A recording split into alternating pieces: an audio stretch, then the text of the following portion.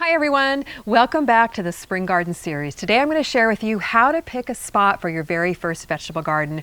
Whether you're gardening in a yard or on a patio, there's 3 things to look for that can really help you decide where to put your garden so that your plants grow to their maximum potential. Now I know a lot of you are joining me here on our channel for the very first time. I want to thank you. A lot of you are growing your vegetable gardens for the very first time. It's a great time to grow vegetables. And here I've got my plants acclimating to the outdoors for about 5 days now, as I showed on the last video. They're just about ready to spend the night outside, and then we'll need to get them planted in the garden. So deciding a spot for your very first vegetable garden isn't tricky. It doesn't take a lot of rocket science, but if you know these 3 things, it'll help you decide a good spot where your vegetables will thrive. The first thing to consider when deciding where to put your garden is proximity to your house. If at all possible, keep your garden close to your house. Not only will you love seeing your garden grocery store right outside your back door, but it's going to be so much easier for you to step outside, pick some vegetables for a quick meal, and you're also going to be able to take care of it easier because you can spot problems before they get out of hand. You can water it easily, and you can just enjoy your garden grocery store right outside your house. The second factor to consider when deciding where to put your vegetable garden is a water source. Consistent watering is the key to a productive garden. So if at all possible, put your garden as close as possible to your hose bib, and this will help eliminate the need to string garden hoses across your yard or carry heavy water cans to your garden.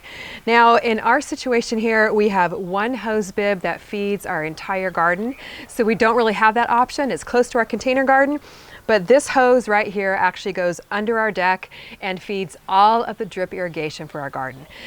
So if at all possible, keep your garden close to a hose bib, but do your best with what you have.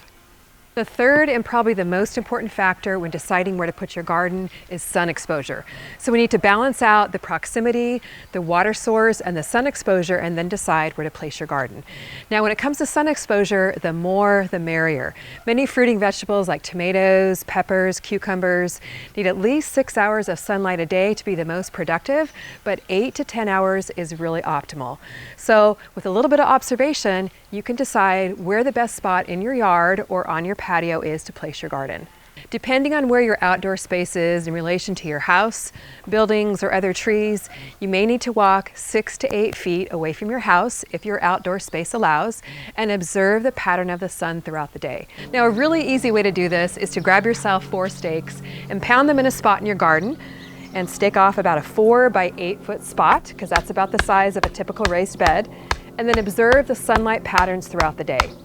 See when the shadows come, see when it gets in full sunlight, and see if you get about 6 to 8 hours of sun a day.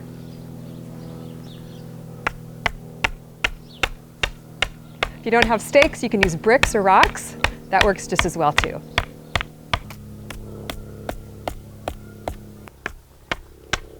So here's a spot for your potential future first garden. So whether you're going to grow in ground, build a raised bed, or grow in containers, keep an eye on this spot throughout the day. Observe it at different times of the day. Right now it's about 9 a.m. I might come out and take a look at it at noon, then again at 3, then again at 6, and then record the hours of sunlight this particular spot gets. Now keep in mind, it doesn't have to be 6 hours of consecutive sunlight. Maybe it gets a few hours in the morning and a few more hours in the late afternoon. As long as it gets 6 hours of sunlight, you have found your sweet garden spot. Now, what if you don't have a spot that gets 6 hours of sunlight a day? No worries, you can still grow a garden. Let me take you over to another area and show you a spot in my garden that gets morning sun, but afternoon shade, and I'll tell you what I'm growing over there. Now, if you don't have a spot in your yard or on your deck or patio with 6 full hours of sunlight, don't worry about it, you can still grow vegetables. This little spot here gets really nice morning sun, but it's shaded for most of the afternoon by a big magnolia tree right overhead. So it's a perfect spot to grow veggies that don't like the heat, that benefit from the afternoon shade. And that is greens. I've got some arugula growing right here. You could plant lettuce, you could plant kale or chard, and also peas. Don't do too well in the heat. They benefit from a little bit of shade once the weather gets hot. You can even grow tomatoes, especially if you pick a smaller variety. This is the dwarf Tiny Tim, or cherry tomatoes don't need as much sunlight. So just make some adjustments and grow veggies and tuck veggies in wherever you can in your yard or on your deck or patio. Balancing out these three factors, proximity to your house, proximity to a water source, and a little bit of observation so that you're getting the maximum sun exposure, will help you decide on the best place for your very first vegetable garden.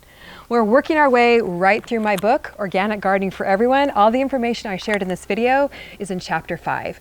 So if you haven't yet started your garden, now is such a good time to grow vegetables with all that's going on in the world, to minimize your trips out to the grocery store. Grab yourself a copy of my book and the Spring Garden Seed Collection. You'll have everything you need to get started, and you'll save $5 when you purchase the seed book bundle over on my website, CallieKimGardeningHome.com. Well, comment below. Let me know how things are going with your spring garden and where you're going to place your very first vegetable garden or expand your garden into some new space. Thanks so much for watching. We'll see you on the next video.